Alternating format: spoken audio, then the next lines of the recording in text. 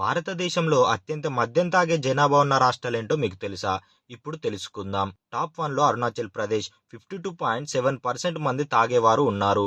Top 2లో Telangana 43.3%, top 3లో Sikkim 39.8%, top 4లో మణిపూర్ 37.5%, టాప్ 5లో గోవా 36.9%, టాప్ 6లో జార్ఖండ్ 35%, టాప్ 7లో ఛత్తీస్గఢ్ 34.8%, టాప్ 8లో త్రిపుర 33.1%, టాప్ 9లో హిమాచల్ ప్రదేశ్ 31.9%, టాప్ 10లో మేఘాలయ 32.4%, టాప్ 11లో ఆంధ్రప్రదేశ్ 31.2% ఉన్నట్లు సమాచారం. అలాగే తక్కువ మద్యం తీసుకునే జనాభా ఉన్న రాష్ట్రాలు కూడా ఉన్నాయి.